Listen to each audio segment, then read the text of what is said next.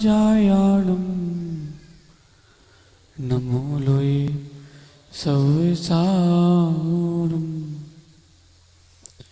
अनंतानंद परम सिद्ध भगवान की, देवादि देवी कजराट श्री आदिनाथ भगवान की, अंतिम तीर्थेश भगवान महावीर स्वामी की, आचार्य भगवान कुंद कुंद स्वामी की, आचार्य भगवान गुरुवर विशुद्ध सागर जी महाराज की, 10 लक्षण महापर्व की, उत्तम क्षमा धर्म की,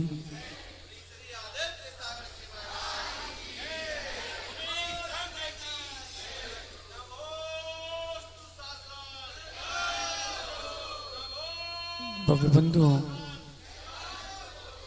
अंतिम तीर्थेश भगवान महावीर स्वामी के इस पावन और पुनीत शासन में हम सभी विराजते हैं। तीर्थंकर जिनेन्द्र की पीयूष देशना ही मनुष्यों जीव के कल्याण का साधन है।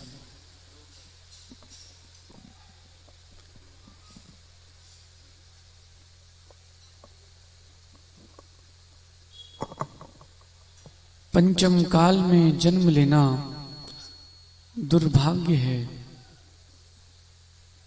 स्वतंत्र, पंचम काल में जन्म लेना दुर्भाग्य है, लेकिन पंचम काल में जन्म लेकर शाश्वत और नैमित्तिक पर्वों का अभिवादन करना, उनमें भक्ति करना, ये परम सौभाग्य है। भगवान महावीर स्वामी की देशना में 2 प्रकार के पर्वों का व्याख्यान मिलता है। एक होते हैं नैमित्तिक पर्व, एक होते हैं शाश्वत पर्व। कक्का, जो नैमित्तिक पर्व हैं वे तो हर काल में बदलते हैं, लेकिन जो शाश्वत पर्व है वो कभी बदलते नहीं, वो वैसे ही रहते हैं। सुन रहे आप वो अष्टानिकाएं, वर्ष में 3 बार आने वाले 10 लक्षण पर्व, ये शाश्वत पर्व है। अष्टमी चतुर्दशी ये शाश्वत पर्व है। वहीं शुद्ध पंचमी, गुरु पूर्णिमा, ये सब नैमित्तिक पर्व है। इन नैमित्तिक पर्वों की भी आराधना होती है और शाश्वत पर्वों की भी आराधना होती है। सुनो डॉक्टर साहब, भगवान की देशना में कहा है, पर्व को मनाओगे, दर्प को घटाओगे, तभी सिद्ध अवस्था पाओगे।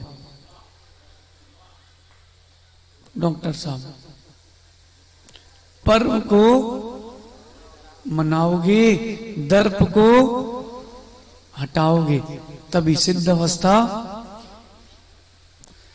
सामान्य नहीं है, हर जीव के अंदर ये परिणाम नहीं होते कि हम 10 दिनों में जो मुनियों के 10 लक्षण है, किसके, उन 10 लक्षणों को हम प्राप्त करें। सामान्य नहीं है, लेकिन इतना कठिन भी नहीं है। स्वतंत्र भाई, भगवत कुंद कुंद स्वामी कह रहे हैं, ये 10 दिन आपको धर्म समझने के लिए मिले। किसे? ये धर्म क्या है?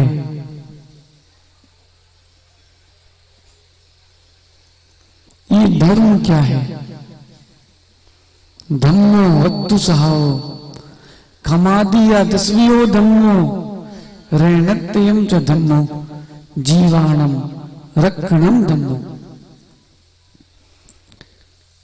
धर्म की परिभाषा आप समझे नहीं हो। सुन रहे कक्का, धर्म की परिभाषा नहीं समझे। आपने तो यही समझा कि लाल जिनवाणी खोलो, उसमें जो पूजा लिखी है लड्डू वो पढ़ लो, हो गए 10 धर्म। ये धर्म नहीं है। जब तक ज्ञान नहीं है तब तक आप उपयोग भी नहीं कर पाओगे वस्तु का। कक्का सुन रहे? ये माइक स्पीकर कोई बड़ी वस्तु नहीं है। व्यक्ति को सुधारना आना चाहिए। गलती कहीं है और सुधार कहीं है। हमें 10 धर्मों की लब्धि करना है तो सही जगह दवा लगाना पड़ेगी। समझ रहे कक्का? नहीं समझ रहे? दवा लगाना है हमें अपने अंदर। हम दवा लगाते हैं किसी और को। जो धर्म है वो वस्तु का स्वभाव है। ये लेखनी का धर्म क्या है? ये पुद्गल है। इसका स्पर्श रस गंध वर्ण इसका लक्षण है। सुन रहे स्वतंत्र? स्पर्श रस गंध वर्ण इसका लक्षण है। ये इसका धर्म है। राजेश भाई आप कौन हो? जीव की अजीव? हाँ, आप जीव हो तो जीव का लक्षण क्या है? सुनाई दे रहा है? सहज सागर जी, जीव का लक्षण क्या है? ज्ञान दर्शन जीव का लक्षण है। जब जीव का लक्षण ज्ञान दर्शन है तो जानना देखना ये लक्षण है। जाना और दिखाना ये लक्षण जीव का नहीं है। सुनो राजा भैया, वस्तु की व्यवस्था तो व्यवस्थित है। अप्रमित सागर जी, व्यक्ति को आप कितने ही समझा लो वो समझेगा तब जब उसके पास बुद्धि होगी। कक्का आप कितनी ही क्षमा धर्म की व्याख्या कर लो करवा लो, व्यक्ति को समझ में कब आएगा?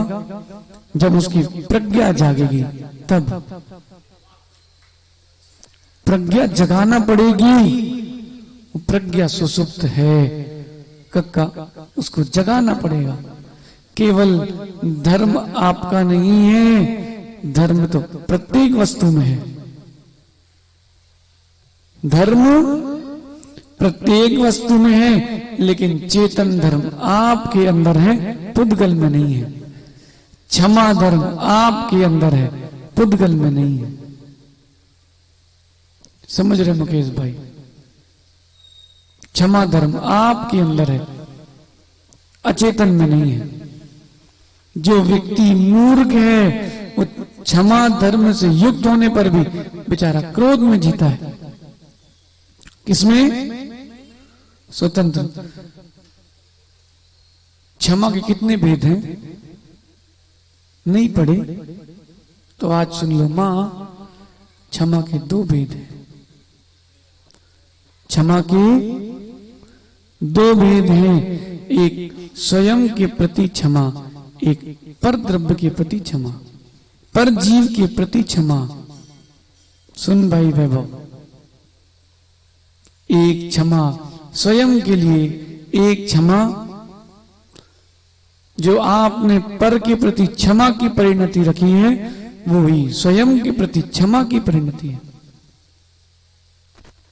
और जो पर के प्रति आपके अशुभ परिणाम हुए मुकेश भाई, वो आपकी स्व की प्रति हिंसा है।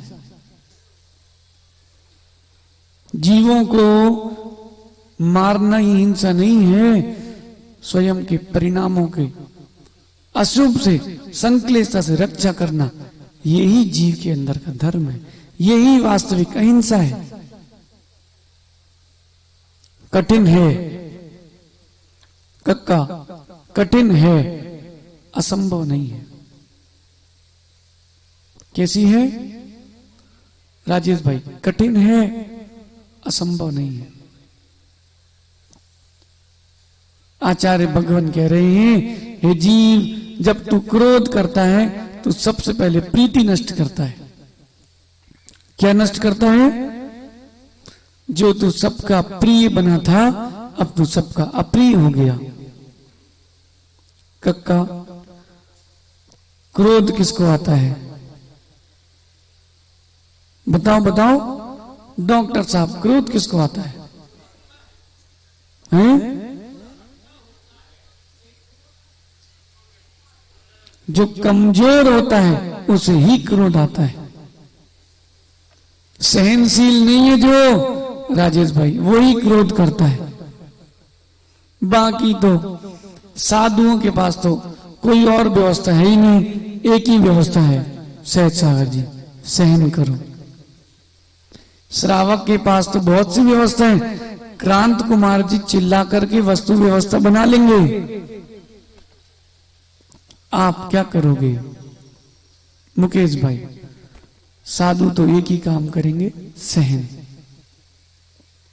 सत्य की नहीं, अप्रमित सागर, कोई और हमारे पास विकल्प भी नहीं है। क्यों नहीं है? क्योंकि हम साधु हैं, असाधु नहीं है। डॉक्टर साहब, अगर कोई क्रोधी है, क्रोध कर रहा है और आप भी उस पर क्रोध कर रहे हो, तो उसमें और आप में अंतर क्या है? एक साधु महाराज श्रावक से लड़ बैठे, स्वतंत्र, ऐसे लड़े कि उन्होंने उसके कपड़े फाड़ दिए। जब कपड़े फाड़ दिए तो दोनों कैसे हो गए? नग्न हो गए। लेकिन जो साधु थे ना, उनके पास एक सिद्धि थी, उनको एक देव सिद्ध था। कौन? अट्टू। एक देव सिद्ध था। देव ने आकर के पूछा, जब युद्ध समाप्त हो गया दोनों का, कि आप कहां गए थे? साधु पूछते हैं, भाई तुम कहां गए थे जब यहां पर युद्ध चल रहा था? तब तुम कहां गए थे? देव क्या बोलते हैं पता है?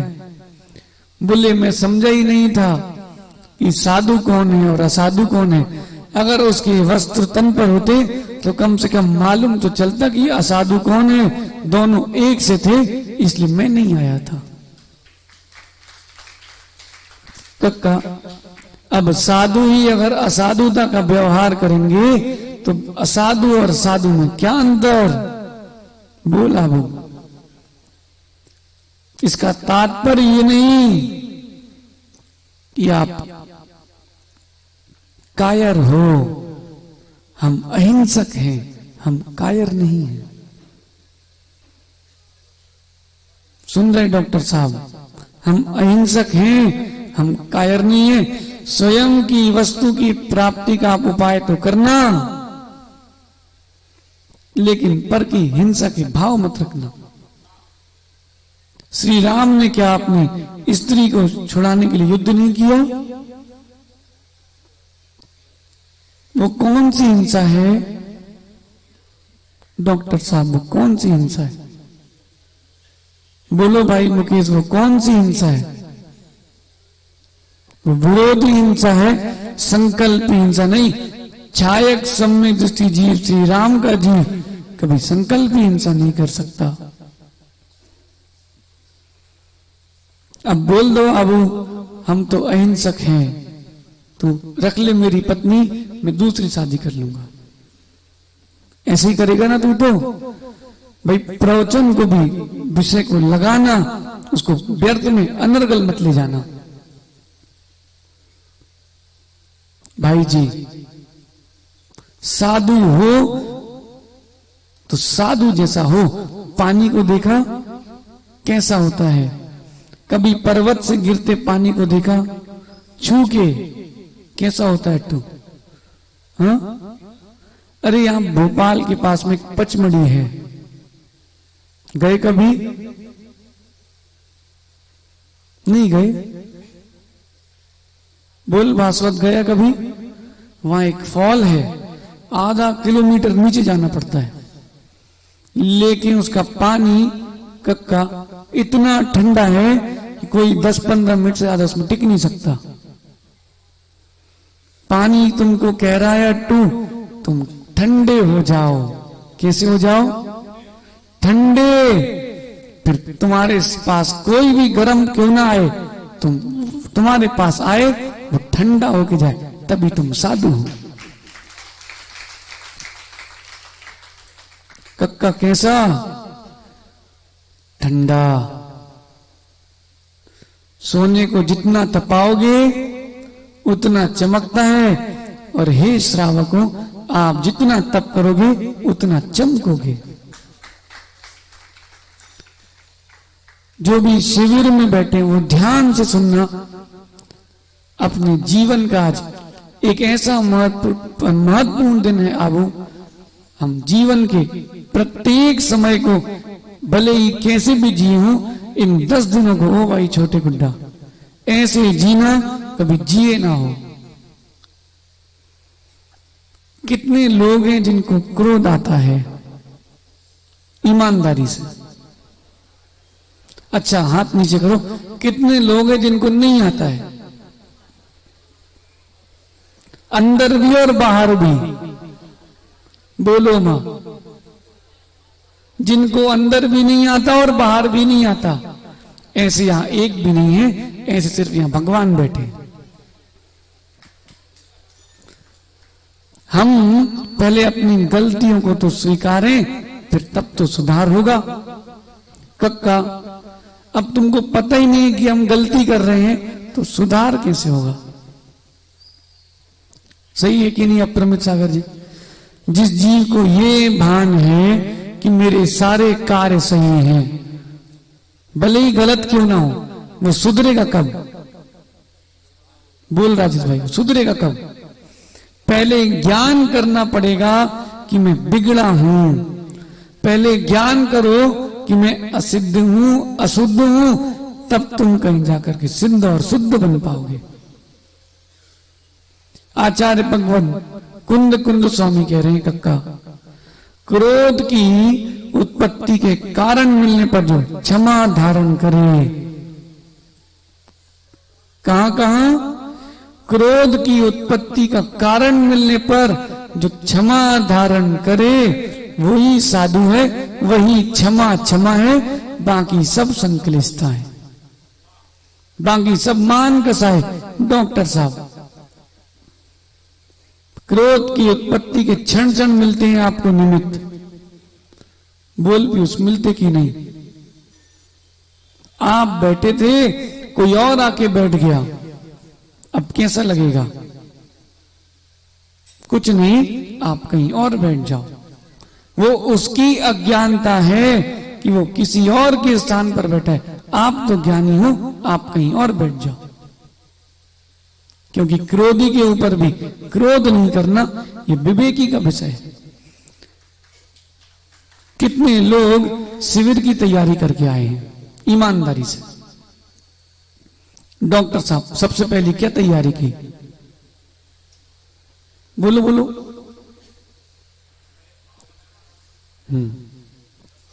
चलिए राजेश भाई, अट्टू भाई, तुमने क्या विचार बनाया? कैसे भाव बनाए कि हमको फिर खबर करी कि महाराज जी क्या क्या लेकर के आना है? यही था ना? बोलो कक्का, आपने क्या विचार किया था? अभी आप में से किसी एक की भी योजना सफल नहीं है, कार्य कैसे सफल होगा? एक शिष्य गुरु के पास पहुंचता है दीक्षा लेकर के कि गुरुदेव, मैं सुबह उठकर ये करूंगा, फिर पढ़ाई करूंगा, फिर समय करूंगा, फिर व्याकरण पढ़ूंगा, फिर न्याय पढ़ूंगा, उपवास करूंगा, एक आसन करूंगा, रस परित्याग करूंगा, और क्रम से बढ़ते बढ़ते 70 वर्ष की उम्र में समाधि लूंगा। गुरु ने योजना देख के किनारे रख दी। बेटा, तेरी योजनाएं पूरी असफल है, तेरी पूरी योजनाएं असफल हैं। सुनो सुनो मां, उसकी पूरी योजनाएं असफल। क्यों? क्योंकि उसकी योजना का प्रथम पृष्ठ खाली था। उस प्रथम पृष्ठ पर होना चाहिए समता। राजा भैया, उस प्रथम पृष्ठ पर होना चाहिए समता। समता है तो सारी योजनाएं सफल होंगी। और स्वतंत्र भाई, समता नहीं है, तुम कोई भी योजना कर लो, सारी योजनाएं असफल होंगी। सुन रहे अट्टू, तैयारी करके आए थे। अब बताओ तुम्हारी योजना सफल है कि असफल? योजनाएं तो तुम्हारी सब सफल होंगी, बस प्रथम योजना है समता की। पहले वो योजना अंदर आ जाए, फिर मुकेश भाई सारी योजनाएं सफल होंगी। सुन रहे कि सो रहे? बोलना, वो सुन रहे कि सो रहे? ऐसा कौन है जो सागर का नहीं है लेकिन शिविर में आया है? बाहर के कौन कौन है? तो जो बाहर से आए ना, वो ध्यान से सुनो। यहां तो भाई अट्टू वातावरण भी भिन्न है और व्यक्ति भी भिन्न है। उनके साथ आपको मिलना पड़ेगा, उनको मिलाना नहीं पड़ेगा। डॉक्टर साहब, व्यवस्थित रहोगे व्यवस्थाएं बनती हैं, व्यवस्थित नहीं रहोगे बनी बनाई व्यवस्थाएं बिगड़ती हैं। सुन रहे प्रमोद भाई? कसाय क्यों जीव को उत्पन्न होती है? क्योंकि उसकी योजना गलत है। अब बताओ कितने शिवरार्थी हैं जिनकी योजना का सबसे पहला पृष्ठ है समता? कितने लोग हैं जो 10 दिन बिल्कुल शांत रहकर दिखाएंगे, आग बरसे या आंधी आए? कैसे? अट्टू इधर देख भाई, जीवन का उत्थान होगा क्षमा से और जीव का पतन होगा क्रोध से। क्रोध करने के बाद मां, ऐसा कौन सा जीव है जिसको पश्चाताप नहीं होता? सुन वैभव, रानू कहां है? कहां बेटा भाई? चलो भाई सामने आओ। शक्ति है तुम्हारे पास और तुमने प्रतिक्रिया नहीं दी, यही तुम्हारे लिए सबसे श्रेष्ठ है, यही क्षमावान का लक्षण है। राजेश भैया, शक्ति हो फिर भी तुम प्रतिक्रिया नहीं दे रहे हो, इससे बड़ी कोई वीरता नहीं है। सुन रहे कक्का? साधु मौन है इसका मतलब गूंगे नहीं है। हमारे जैन समाज के श्रावक मौन है इसका मतलब गूंगे नहीं है। हम अहिंसक हैं, हम कायर नहीं है। सबसे श्रेष्ठ कोई गुण है तो वो क्षमा है, कसाय कोई गुण नहीं है। डॉक्टर साहब, क्रोध करोगे तो आपको 12 प्रकार के नुकसान मिलेंगे और क्षमा धारण करोगे 12 प्रकार के आपको गुण मिलेंगे। पता क्या? आज सुन लो। जब भी आप क्रोध करोगे संक्लिष्टता मिलेगी। क्या मिलेगी? और क्षमा धारण करोगे तो विशुद्धि मिलेगी। अट्टू सुन रहा भाई? संक्लिष्टता होती कि नहीं क्रोध में? ईमानदारी से बोलो भाई प्रमोद भाई, क्रोध करने में संक्लिष्टता होती कि नहीं? आपके जो शरीर के अंदर विशुद्धि के तंतु हैं क्षण मात्र में जल के खाक। दूसरा सुनो डॉक्टर साहब, जितने लोग यहां बैठे ना, महाराज जी याद नहीं होता, महाराज जी समझ में नहीं आता। क्यों नहीं आ रहा? तुमने क्रोध किया, तुम्हारे ज्ञान तंतु जल के भस्म हो गए, अब तुमको क्षयोपशम कैसे मिलेगा? सुरेंद्र पंडित जी आए क्या? सुरेंद्र पंडित जी, अरे कहां जा रहे हो? जब जीव क्रोध करता है सबसे पहले उसके ज्ञान तंतु जलते हैं। क्या जलते हैं? ज्ञान तंतु जलते हैं। और जब वो ज्ञान तंतु जलते हैं बेचारे का क्षयोपशम नष्ट हो जाता है।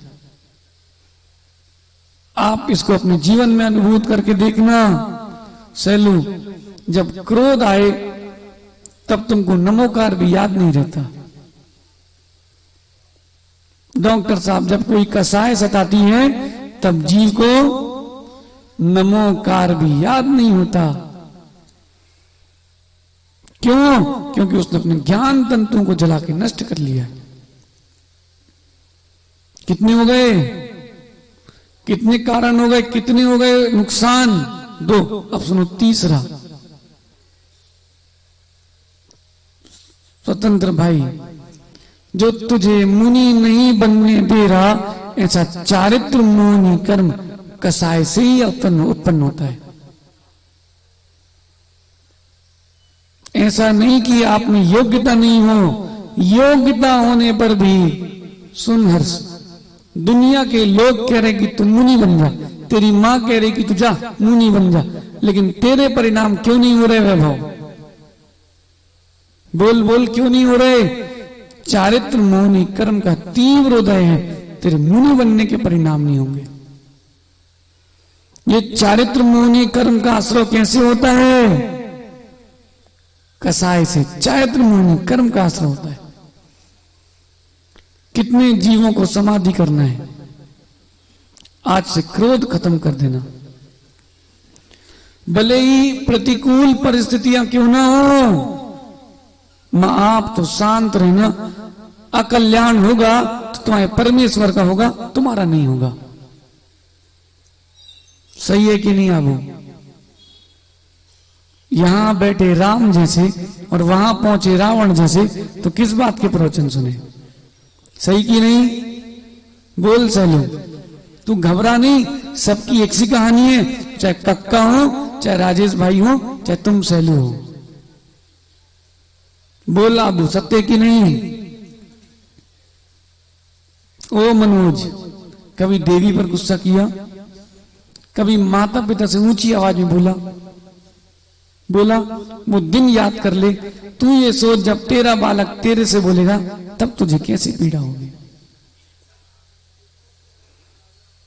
सत्य तब समझ में आता है भाई जी, जब आप उस स्थान पर पहुंचते हो। स्वतंत्र भाई, जब माइक खराब होता था तो हम आचार्य से कहते थे आप 10 मिनट प्रवचन करके चले जाया करो, या संचालक ने टाइम ले लिया तो आप 10 मिनट प्रवचन करके चले जाया करो। आचार्य जी क्या बोलते थे? बेटा हम उनके लिए नहीं कर रहे, जो बेचारे धर्मात्मा नीचे बैठे उनके लिए कर रहे। अब वो बात कब समझ में आती है कक्का? कब? जब अपन उस गद्दी में बैठो तब। देखो ऐसा है कि कठिनाइयां तो भाई पग पग पर है। स्वतंत्र भाई, माना कि तू ही था और उस दिन तेरा सिर दुख रहा था, एक दिन तो अपनी देवी से बोला कि आज मैं दुकान जल्दी बढ़ा के आया हूं, दोपहर में मेरा सिर दुख रहा है, मुझे सोना है। देवी ने कहा आप तो बच्चों के कमरे में जाके सो जाओ। कहा ठीक है। स्वतंत्र भाई पहुंचे बच्चों के कमरे में, जैसे ही सोने पहुंचे वहां बच्चे खेल रहे थे। अब स्वतंत्र ने सोचा कि लेटते हैं, लेकिन बच्चे तो बोले पिताजी एक ही दिन तो मिलता है संडे का। अब स्वतंत्र भाई उठ के तुम अपने कमरे में पहुंचे। भाई तेरे घर में उस दिन थी किट्टी पार्टी, समझते ना? पाप का साधन किट्टी पार्टी। अब वो तेरे घर में थी तो तेरी देवी की सहेलियां सब वहीं बैठी थी। अब वहां स्वतंत्र भाई फिर उठे, अब बोले चलो हॉल में सो जाते हैं। अब हॉल में स्वतंत्र भाई पहुंचे। अब हर घंटे हर 10 मिनट में कोई व्यक्ति निकले हल्ला करते हुए, नींद नहीं लगी। स्वतंत्र भाई ने सोचा चलो भाई अपन स्टोर रूम में जाके सो जाते हैं। वहां जाके सोए तो लेटे नहीं थे कि चूहे इनके ऊपर खेलने लगे। अब स्वतंत्र भाई क्या करोगे? क्या करोगे? मोरा जी आ गए तुम तो यहां प्रवचन चल रहे थे, तुमको तो सोना है। जैसे स्वतंत्र तुम्हारे सोने में कितनी बाधाएं मिली, ऐसे ही मोक्ष जाने में ऐसे अनेकों बाधा मिलेंगी, तुम कहीं भटकना मत, तुमको जो स्थान मिले वहीं बैठ के टिक जाना, कहीं भटकना नहीं। ओ भाई राजेश भाई, कहीं भटकना नहीं, आप वहीं बैठ जाना। अब भाई डिस्टरबेंस हो रहा है, जो दुनिया भर के संकल्प विकल्प की चर्चाएं चल रही बहिरंग में, स्वतंत्र वहां कैसे सोगे बताएं? बुरा नहीं मानो तो बताएं। आप अपने कमरे में हो रात को और माना कि बाहर श्वान भौंक रहे हैं, तो क्या करोगे? उनको भगाने जाओगे? क्या करोगे? उनकी आवाज सुनने लगो, तुम खो जाओगे, सो जाओगे। ये दुनिया भर की जो संक्लेशताओं की तुम्हारे मन में चित्र विकल्प चल रहे ना, इन सबको सुनो और तुम सुन के छोड़ते जाओ, उसमें जाओ मत, तुम अपने में चले जाओगे। कहां है सुरेंद्र पंडित जी? गेयों को भगाया नहीं जाता, गेयों में लीन भी नहीं हुआ जाता, गेयों को गे मान के छोड़ दिया जाता है। आत्मा स्वयं का स्वयं के लिए गे बन जाता है। कठिन नहीं है, बस अभ्यास सारिणी विद्या। सुनट्टू कैसी अभ्यास सारिणी विद्या? अरे ये दृष्टांत क्यों दे रहे हैं? जीवन में कसाय के निमित्त पग पग पर हैं। तुम कसाय मत करो। अगर तुमने बेटे को कमरे से भगाया, वो तुम्हारा शत्रु। तुमने देवी को कमरे से भगाया, उनके। आप किस किस को समझाओगे मां? आप तो स्वयं बदल जाओ। स्वयं बदल गए तो सिद्ध बनोगे, और दूसरे को बदलने में लगे रहे तो नियम से आप असिद्ध बने रहोगे। ओ भाई क्रांत कुमार जी, हम दुनिया में किसको सुधार पाएंगे? बोलो कक्का, हम दुनिया में किसको सुधार पाएंगे? अरे सुधरना होता तो भगवान महावीर की वाणी सुन के सुधर जाते। हम किसी को नहीं सुधार सकते, हम तो खुद को सुधार सकते हैं। आप करो आज से खुद का सुधार, खुद का निर्माण, और जैसा उसका उदय आएगा, जैसा उसका नाम है, वैसा वो तुमको उदय और फल देगा। सुन रहे सहज सागर जी? देखो भाई, समस्याएं तो पक पक पर है। अब आप यहां हो चाहे कहीं भी रहो, समस्याएं तो हैं। बोलो मां, आपसे हम बोलते हैं कि आरी का बन जाओ, तो बोलोगे महाराज जी संग नहीं मिल रहा। अरे माना कि आपको घर में जैसे सास परेशान करती है, ननंद परेशान करती है, ऐसे समझ लेना कि वहां भी एक ननंद और सास मिल गई है। जीना जीना तो दोनों तरफ है, तो वहीं जी लो, कम से कम निर्जरता दिखोगी। आप लगते हो ढूंढने अच्छी वस्तु को, अच्छे स्थान को। अरे आप स्वयं अच्छे बन जाओ, आपको सब अच्छे दिखेंगे। बोलो कक्का, आप स्वयं अच्छे बन जाओ, आपको प्रत्येक जीव, प्रत्येक द्रव्य सुंदर लगेगा। बोलो सहज सागर जी, बोलो बोलो। ये पेंसिल का रंग कैसा है? अच्छा है कि खराब? खराब क्यों नहीं है भाई जी? इसका रंग खराब क्यों नहीं है? इनके लिए खराब क्यों नहीं है? क्योंकि इनको रंग से कोई विकल्प नहीं, इनको इसके अर्थ क्रियाकारक से प्रयोजन है, लिखती की नहीं। जिसको अट्टू रंग से प्रयोजन है वो कर्मों से रंगेगा, और जिसको अर्थ से प्रयोजन है वो कर्मों से नहीं रहेगा, वो सिद्धों के साथ जाके सिद्ध सिलाय मिलेगा। चारित्र मोहनी कर्म का आश्रय होता है कसाय से। आगे आचार्य भगवान कह रहे हैं आपकी जो परिणति है वो अज्ञान रूप हो जाती है। कब? कसाय के उदय में। जो तुम्हारा ज्ञान है पूरा अज्ञान रूप हो जाता है। देखो भगवान गौतम स्वामी से पूछो, जब तक कसाय में थे स्वतंत्र, जब तक कसाय में थे तब तक अज्ञान में थे, और जैसे ही कसाय छूटी ज्ञान को प्राप्त कर लिया, गणधर बन गए, 63 रिद्धियां हो गई। मिथ्याप से बड़ी कोई कसाई नहीं। ओ लड्डू, बेटा उपवास तो कर रहे हो तुम, खड़े तो हो जाओ जरा। कक्का आज उसका 5वां उपवास है। ये उपवास क्यों कर रहे हैं भाई? ये उपवास तुम्हारी योजना नहीं है, तुम्हारी योजना समता है। एक एक समय का अनुभव करना। तुम कल भाई रात को माला फेर रहे थे 10:15 बजे, हम तुम्हारे बाजू में खड़े थे, तुमने देखा हमें? तुम्हें अनुभव हुआ कि कोई आया?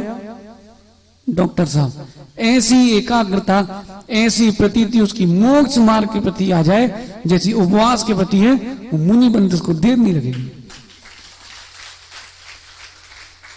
तुमको ये भी विकल्प नहीं कि गुरु कहां है।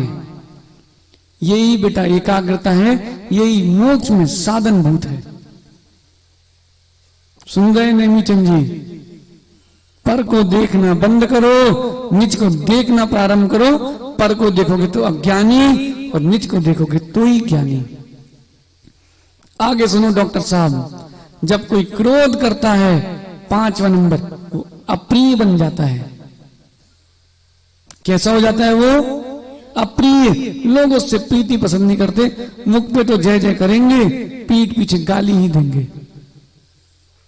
बोलो कक्का, सत्य है कि नहीं? माना कि आबू तूने क्रोध कर दिया, ठीक? बोल सहेलू, तूने तो क्रोध कर दिया, फिर भी तेरी देवी ने तिलक किया कि नहीं? लेकिन जो तूने एक बार क्रोध किया ना, वो उसके हृदय में बस चुका है कि मिला तो हमको क्रोधी परमेश्वर ही है। कक्का, ऐसे भी लोग हैं, ऐसे भी क्रोधी हैं, उनके लिए आप गर्दन काट दो तो यही बोलेंगे तिरछी कटी है। कैसी? कहीं सीधी काटते तो ठीक था। ऐसे भी असंतुष्ट जीव हैं, अब उनके प्रति भाई कसाय के परिणाम मत रखना। समझ रहे कि नहीं? आज से ठंडा होना है हमको। क्या होना है? हमको ठंडा होने आए हैं। सुनो सैलू, तुमको घर से क्यों बुलाया? पानी का स्वभाव क्या है? सुरेंद्र पंडित जी, पानी का स्वभाव क्या है? शीतलता, लेकिन वो गर्म क्यों होता है? उष्णता क्यों होती उसमें? हाँ राजेश भाई, गर्म क्यों होता है पानी? अग्नि के संसर्ग में है, इसलिए गर्म होता है। इसीलिए हर्ष तुझे कल शाम को बुला लिया था, बेटा अब अग्नि के संसर्ग से दूर हो जा, अब तू यहीं रुक, ठंडा हो जा। गैस से उतर के बाहर रख दो, बर्तन ठंडा होता कि नहीं? ऐसी तुमको उस गैस से निकाल लिया है, अब ठंडे हो जाना। अब ठंडे हो जाना भाई सचिन। अब अभी भी ठंडे नहीं हुए, फिर गरम गरम नरक मिलेंगे तुमको। ओ पीयूष भाई, फिर गरम गरम नरक मिलेंगे। फिर जो तुम भजिया तलते हो, तुम्हें तला जाएगा। आगे सुनो, जो तुम्हारे मित्र है ना, वो भी तुम्हारे अमित्र बन जाते हैं, शत्रु बन जाते हैं। स्वतंत्र कभी ऐसा झगड़ा हुआ कि तेरा मित्र तुझे छोड़ के चला गया हो? कहां है वो तेरा मित्र आज? बेटा तो है, लेकिन उतने समय के लिए तेरी प्रीति समाप्त हुई कि नहीं? विषय कुछ नहीं रहता कक्का, विषय कुछ नहीं, विषय सिर्फ मान